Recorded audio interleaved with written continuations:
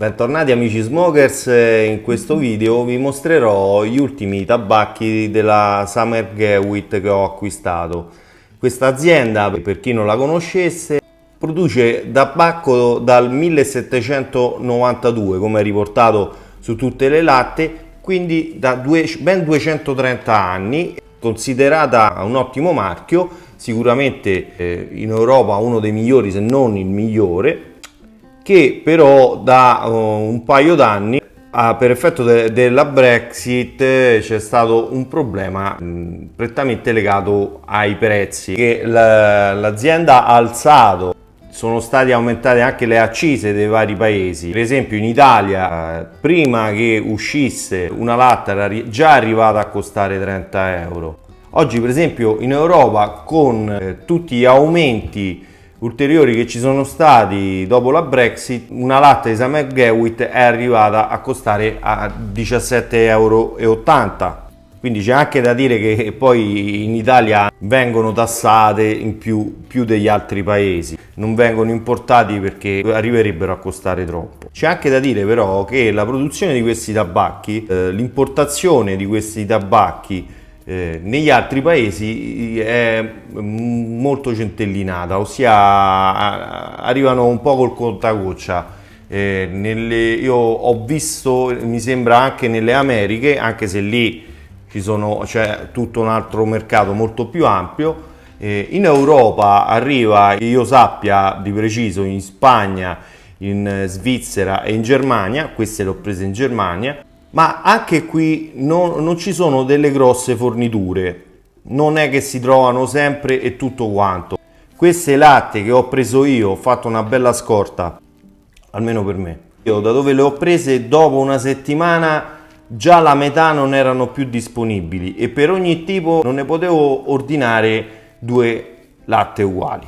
Le nuove latte sono leggermente differenti, differiscono un po' nel colore. Questa per esempio è un vecchio Golden Glow che ho in cambusa. Come vedete la latta è dorata e questo è uno nuovo e la latta è grigio argento. Allora vi passo subito una scarrellata veloce, partendo, non so, dalle English Mixture, che ne ho 5, giusto? Sì, eccole qua. Tabacco di cui ho sentito parlare abbastanza, Perfection. Virginia Latakia Oriental Turkish con un topping di vaniglia dichiarato. Anche questo, Balkan. Virginia Latakia. Anche questo, Navy Flake, un Virginia Latakia con un topping di rum. Commonwealth, Virginia e Latakia cipriota. E infine il chiacchieratissimo Squadron Leader, Virginia Latakia Oriental Turkish. Questo forse è quello di cui ho sentito più parlare. Fatemi sapere le vostre impressioni, quale vi è piaciuto di più. Passiamo subito ho 3 aromatizzati o aromatici. Celtic Talisman, Barley, Virginia, Black Cavendish con un'aromatizzazione al sherry e vaniglia. Grosmoor, Virginia con un topping floreale e agrumato. Ecco, di questo ne ho sentito molto parlare positivamente.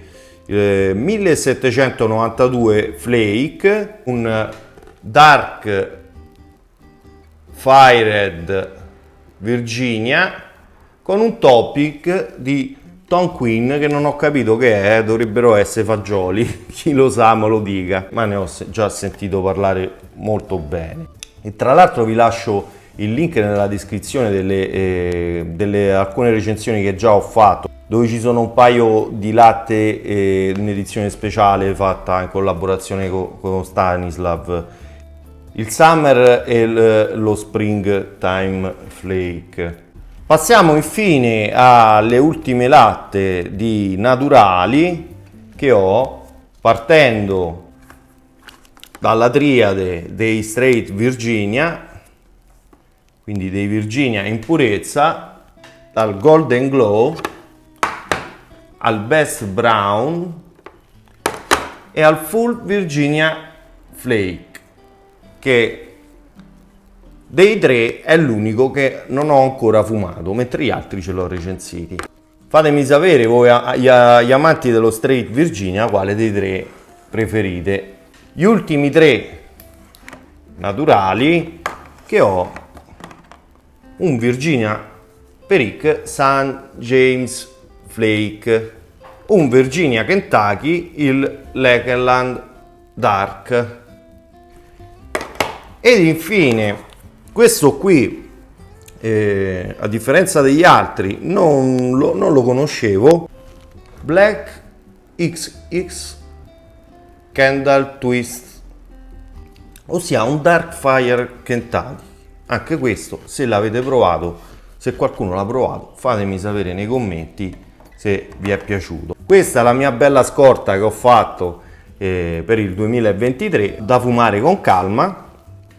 Spero vivamente che questa azienda torni ad essere commercializzata tranquillamente anche in Italia, anche se con i prezzi purtroppo ci dobbiamo abituare a queste cifre alte qui, a meno che non ci si organizza.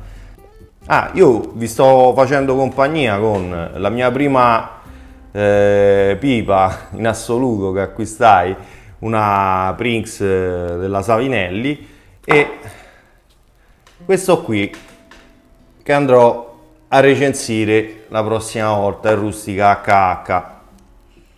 Quindi non vi perdete neanche il prossimo video, che questo è un bel tabacco interessante. Fatemi sapere tra questi quale è stato il vostro tabacco preferito. Se volete aiutatemi anche a scegliere quale aprire per primo tra English Mixture e naturali.